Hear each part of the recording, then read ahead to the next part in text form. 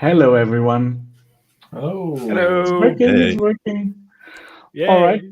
Yay. Welcome to episode 5 of Cloud Native Weekly. It's called Dapr. Always reminds me of the badger, mushroom meme. Yep. I think we were making jokes earlier that maybe we should get an Ian Cat version of this. Yes, Um, 100%. We need one of those. Yes. We definitely need. Well, we're back this week at full force. I'm back. Yeah. Karl's here, Richard's here, and then we have a man that needs no introduction at all. I will pronounce the last name. We have practiced this last night. I did a voice thingy on WhatsApp. I've not heard the results, so we'll do a round. Nice. Obviously, Marc Duiker, welcome. Hello. Nice to be here. Hey, good to have you, Mark. Right, Karl, can you pronounce it? Duiker. That's pretty good. Yeah. Get in. Come on, Herbert. Your turn. Dapr. Yes. Yeah. Very close. Very close. Oh, No. I think it's good. Yeah. You all passed. Yeah. This is good. Thank you. Awesome. All right, so we've got some 10 minutes tech today, obviously about Dapr. Before that, we're going to talk a little bit about some news. Mark's here, so we're going to ask him for his opinion on some stuff as well. Let's just start with the Cloud Native news of the week.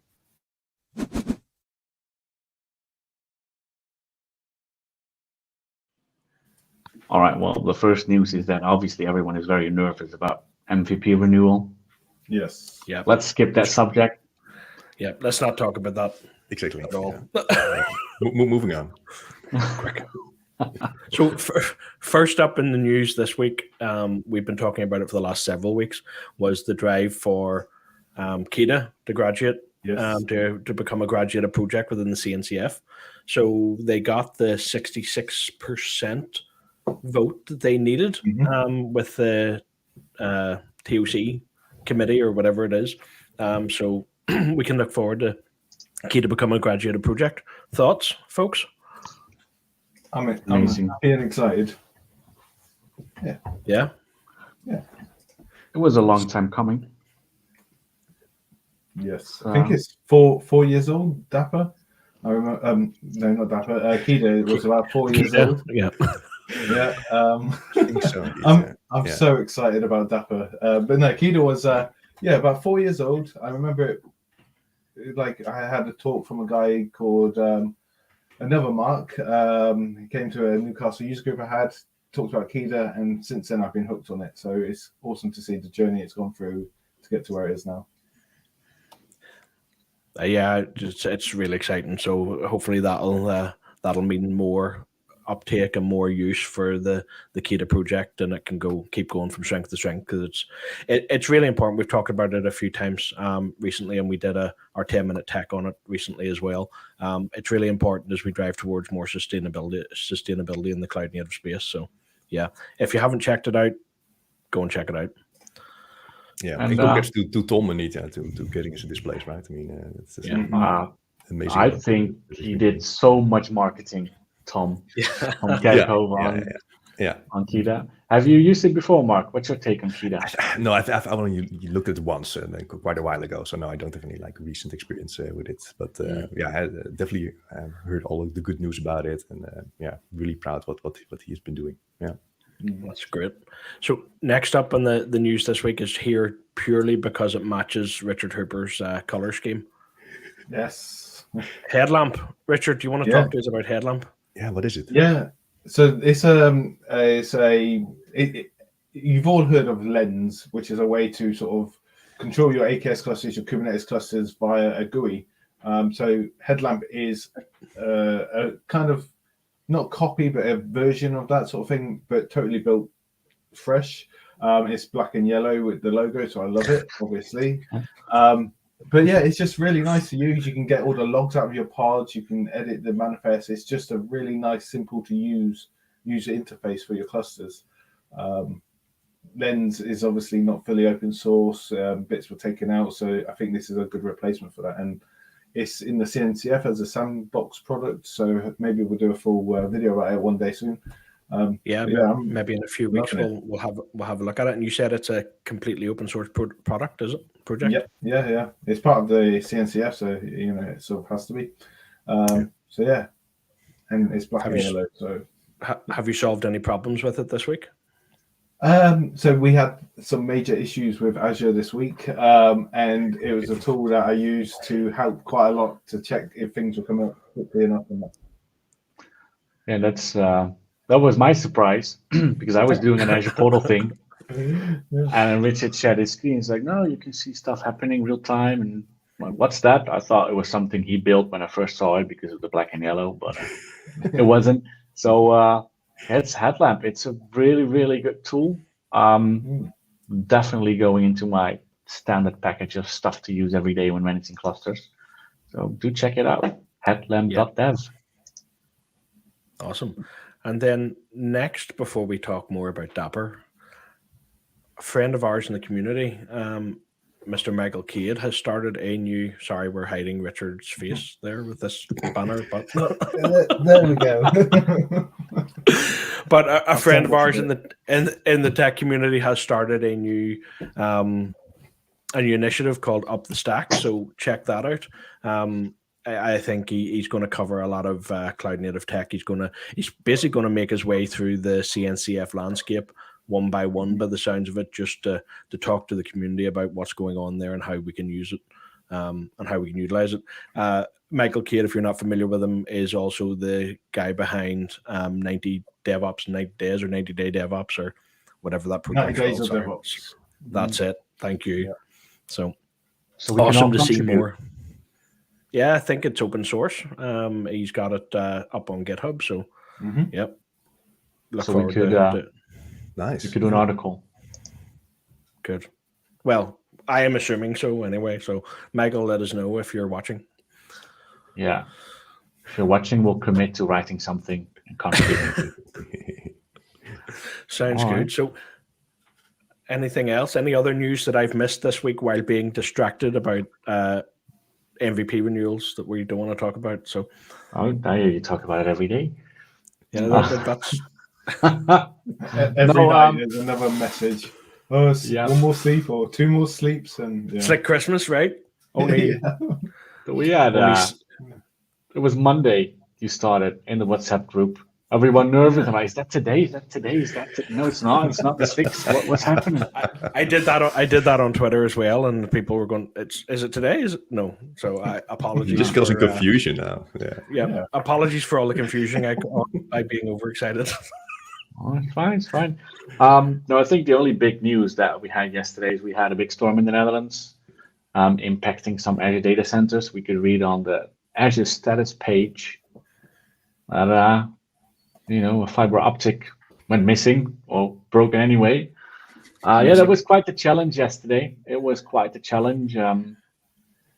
Some people not affected, some people severely affected. Luckily, it was solved somewhere in the evening. What that learns us that storms indeed can be very dangerous, also for data centers. Yeah. Is it cost for it today? No, not yet. End of this month, he's 40. The big 40. Well, I was gonna say, what do we have to talk about that for? Nobody's 40 it's in the yet. Comments. Let's not forget it. It's Karl's 40th. No, it's not. For anybody watching, my 40th is at least 3 weeks away, which is like lots of time. Karl is 39. So young. Yes. They're so a really young 39, right? Yeah. What? I'm gonna So send you you a have some lesson time to every prepare night. and practice singing and stuff like that. Yeah. Okay. Yeah. Yes. We're gonna sing. We're gonna No sing thanks. when it gets to it. Okay, quick change the subject. So, Yeah. as we said, we're delighted to welcome Marc Duiker. So, there we go. Very good. Yeah. This week to talk about Dapr. So I'm not going to really introduce Marc too much. I'm going to let him introduce himself. But before he does that, go and check out the Dapr project. Go and have a play. There's plenty of learnings around it as well, and plenty of guided labs and stuff kicking around as well. So go and have a play. Awesome project, especially for cloud native development. We need to do the bumper first. 10-minute tech. Oh yes. Richard worked so hard on it. We need to press it. Yeah.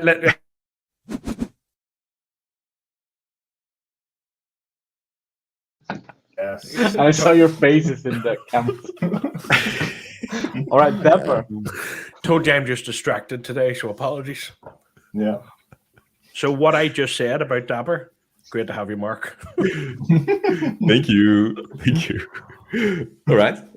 Well, I have my screen's already shared, so maybe it's a good moment now to switch to this. Yeah. So I grabbed some slides from talks before. I'm not going through the entire slide deck because then we are way over the 10 minutes. But I start with some slides and do a quick demo later as well. So I'm talking about what is Dapr, and before we really go into that, it's probably useful to give a bit of context, right? Because a lot of companies these days are building these kind of systems, right? They all involve like many services. Some people call them microservices, and so they usually have like one functionality, and they need to communicate with each other, and they need to be integrated with state management, and they need to do a sub messaging to communicate with each other, and there's usually some kind of integration also required with third-party endpoints, and there's also a lot of cross-cutting concerns as well, right? So how do you do like secure messaging between these things, and how can you make these systems resilient? So there's a lot of things you need to think about as a developer, but also when you're running these systems as well. I say that these are like developer challenges usually, right? So how do I do like end-to-end tracing between all of these calls, and how can I orchestrate business logic and so on? So one of the tools that you definitely should use if you're in this kind of situation is Dapr, and Dapr stands for the Distributed Application Runtime. And it's a portable event-driven runtime for building distributed applications across cloud and edge. And what do I mean with cloud and edge? Well, it runs anywhere, right? It runs in all of the major cloud providers. And usually people run it on Kubernetes or in a managed Kubernetes form, but it also runs just on your laptop, right? On physical machines, on virtual machines, if you use the Dapr CLI, which I'll be using in the demo in a couple of minutes. So the nice thing of Dapr is that it runs anywhere, everywhere, and it's really portable. So why would you use it? Well, it really speeds up the development of microservices by providing a common set of building block APIs. So you really don't have to really think so hard, and if you want to do some key value state management, or if you want to do pub/sub messaging, or you want to do some kind of secrets management or configuration management, because all of these things are like built into Dapr. So it's really a developer-focused tool. So because most of the other projects that are available in the whole CNCF landscape are more for like operations or more maintenance. But this is like one of the very few things really focused on development. So with Dapr, there are many building block APIs. So you can do things like service-to-service invocation, state management, publish subscribe. There are bindings, both input and output. There's observability built in. You can use the actor model. You can use secret stores. You can use configuration management. There's a pattern called distributed lock, and with the latest release of Dapr, that's 41.10.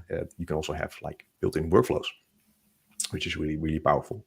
So all of these things are available when you install Dapr, and then you can use the Dapr API.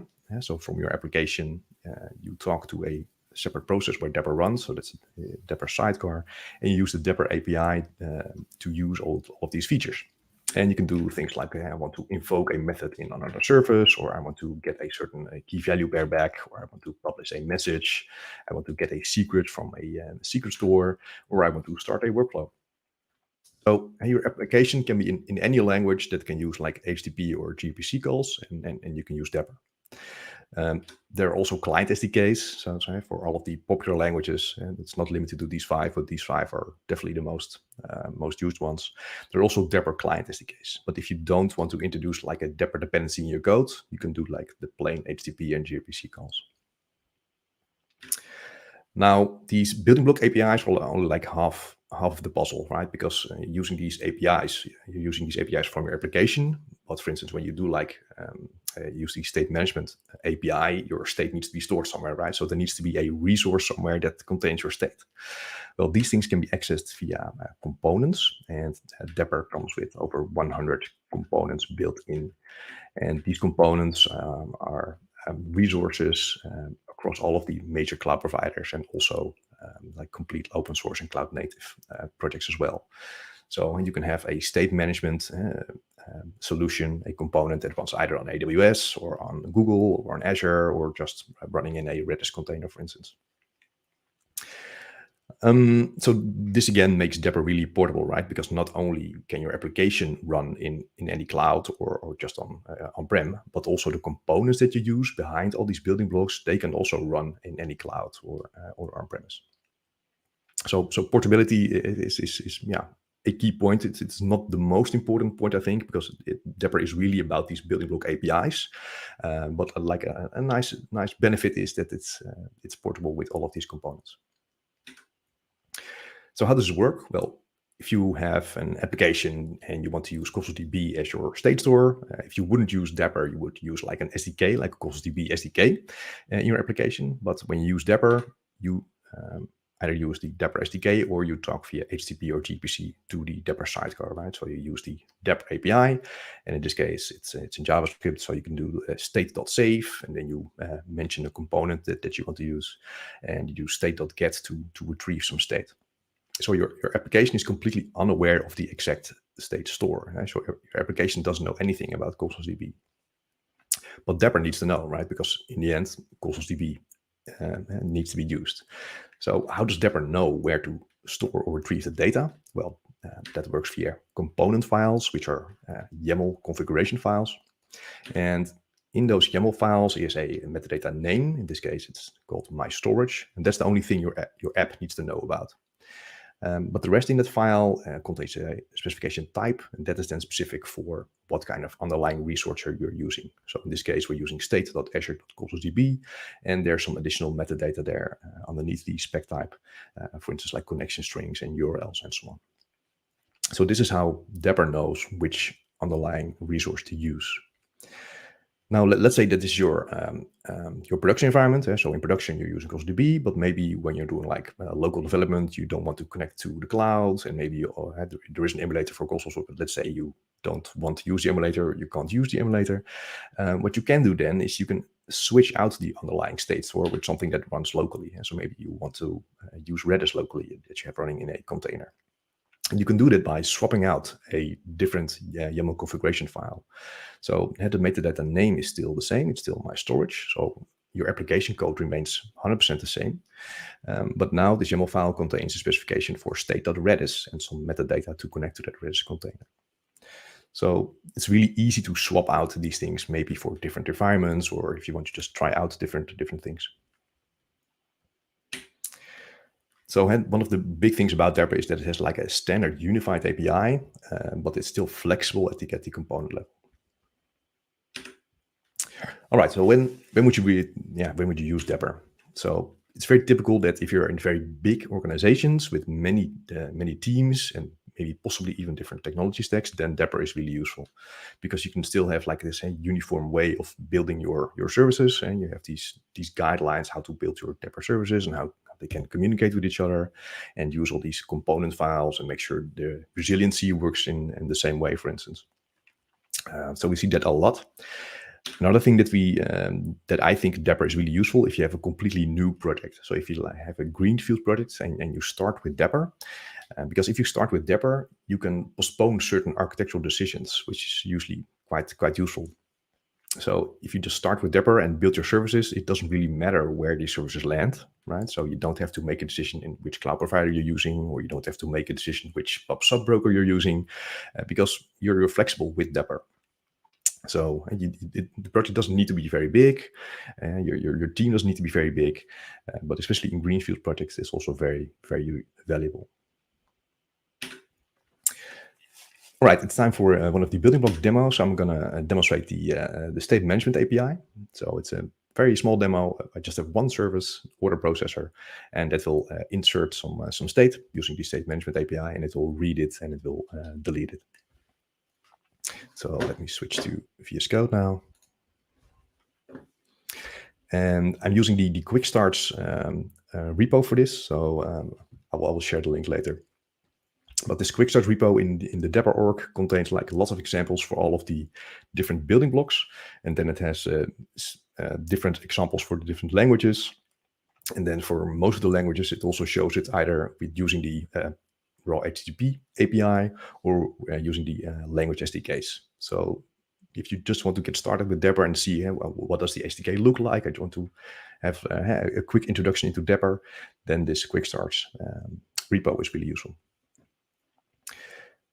So what we have here is an order processor. So I'm in this folder already, and let's look at the code. In this case, it's written in C#. And what's happening here is we need to communicate with a component, and that component always has a name. So in this case, the name of the component is state store. I will go to this YAML file in a second. Then, since we're using the SDK here, we create an instance of the Dapr client. Then we do one iteration over 100 items, and we create a new order, and then we use the Dapr client to save it. And when we save it, we specify the name of the store. And since it's a key value API, we need to specify the key of this key value pair and then the value itself. So we're saving it, doing some logging, then we are retrieving what we just saved, and then finally we are deleting it. So it's a bit of a pointless application on its own, of course, but this is purely meant for demonstration purposes, so you can see what are the methods to interact with the state. So it will do like a 2-second delay, and then it will go to the next one. All right. So this is just the API, but we don't know what has been used for the exact state store, right? So that information is in the resources folder, and well, maybe you can already see that I have like two flavors. So we can start with the Redis one. So this will be used by default, and so this is the same string we saw in the application code, the state store. So this is the identifier of the component, and in this case we're using state.redis, and then we have some connection information to Redis. So that's what's been used by default. So let's run this first. And I'm using the Dapr CLI. So version 1.11. So let's run this. You can see what's happening. You'll see quite some output. And if I just quickly search on Redis, we see here that when Dapr starts up, it will find this state store component, and here we see the state that's been used. If you scroll down, we see now that it's saving orders, it's getting and deleting. So things are happening now. One of the nice things is the resiliency, right? So I want to demonstrate how resilient Dapr is. So I'm running Redis in a Docker container, but now I'm stopping this Docker container. So let me do that now. So this is stopped. And now the application will notice that it cannot actually successfully store or retrieve data anymore. So here we see, but we can see that it's retrying. So retrying in 5 seconds. And this is because we have applied a resiliency policy also in the YAML file. So this is the way how you configure resiliency. So in this case, we have a target and we want to apply resiliency to one of our components named state store. And it's an outbound action that we want the resiliency applied over. So when we store something, we want to apply this. Then we have this retry policy, retry forever, and a circuit breaker. So, and the retry forever then points to this retry policy. So it's a constant one. So each 5 seconds, it will try to retry this. So let's now start this Docker container again, and then we'll see that it will just continue left off where it has been. So that's really one of the great things about Dapr, the resiliency, and it's not only just resiliency between Dapr service to Dapr services, but also between Dapr services and external components that you're using. So that's really cool. All right, I'm going to break this off, and now I'll switch to a different state store provider. This. So here I've been using this one, the Redis one, but now let's switch to a Cosmos DB one. So the only thing I'm going to change here is I'm going to rename the YAML file so it's not being loaded by Dapr, and I'll be renaming the Cosmos DB one back. So I will now use this Cosmos DB one. So it looks a bit different. Again, the name of the component is the same because this is used in our application, but we don't want to change our application code. So, but now it's of state Azure Cosmos DB. And in this case, we have a bit of a different data to connect with it. It needs a URL, it needs like a master key, a primary key, and a database name and a collection name. And you see here that I'm not using the actual URL here. I'm not also using the actual primary key here, because what I'm using here is secrets, and secrets is also built into Dapr. So I'm using a secret store. And in this case, I'm using a local secret store, which is just basically a local JSON file that contains these secrets. But you can use like any major secret store, right? Either in GCP or AWS or Azure, or the Kubernetes built-in one, or HashiCorp one. So this is a great way to be really safe and to make sure that your secrets are not actually in these YAML files, right? So now let's run the process again. And now it should use Cosmos instead of Redis. So let's run this. And let's search for Cosmos. And here we go. The component is loaded, state store, and now we're using Cosmos. And we can see it, the application is running again. Oh yeah, that's a very quick overview of how the API looks like. It's quite a basic, easy to understand API. So that's important to understand. The APIs should be easy to understand. And it's very easy then to switch components, but also to add a bit of resiliency and to make sure that using secret stores very easily and in a consistent way. Nice. Well, you make it look very easy, but basically we just swapped from Redis to Cosmos DB, which normally requires quite some code refactoring and review. So I think this is where people start clapping. I think that was great. Yeah. What's important to realize is that you do have to set up these infra resources yourself, right? I mean, the Dapr does nothing with the creation of the underlying resources, but it does allow you to easily switch between these resources. So you still have to set up Redis yourself or create an Cosmos DB account yourself. But indeed, Dapr does allow you to switch very, very quickly, which is that's really very cool. useful. Yeah. So your application doesn't effectively care what the back end or the backing service is, as long as it can communicate with its the intermediate API in the form of Dapr. Exactly. Yeah. And only your application only cares about the Dapr sidecar, and then Dapr sidecar to whatever lies behind it. That's via these component files. Yeah. And that's also where all of the secrets are being taken care of, and then the resiliency policies are taken care of. So that's the nice thing of Dapr, that it offloads a lot of complexity to this Dapr sidecar. So your application itself can be quite straightforward. I think. Cool.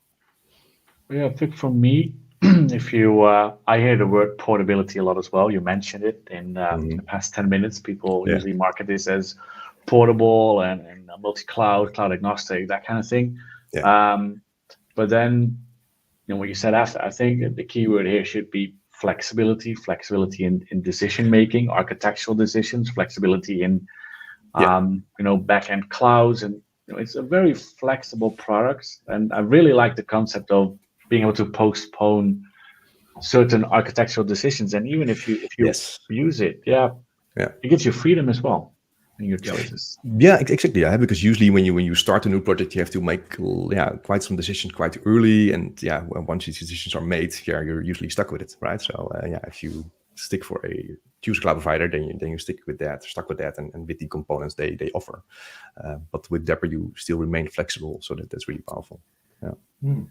Now we just need an operations management tool for Dapr, which I think there is one around somewhere. Yeah, what could that be? What could that be, Mark? Yes, exactly. Well, I skipped a bit of the intro, right? So I'm a developer advocate for Digrid, which is a startup founded by Jeroen Snyder and Marc Fussell, the two co-creators of Dapr.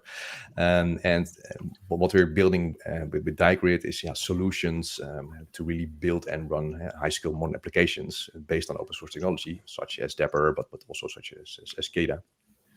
So one of our products is called Conductor, and with Conductor we allow you to easily manage your Dapr clusters, right? So you get lots of insights in there, and there's also lots of advisories as well, right? So it checks all of your Dapr configurations, see if you indeed are using secrets or not, right? So that's really a very useful management tool to make sure your Dapr installation and configuration is healthy, it's production ready, and it also saves quite a lot of time, right? So it can do like automatic certificate rotation and things like that. So it does a lot of things to make it easy for the operations people to have an easy life. Yeah.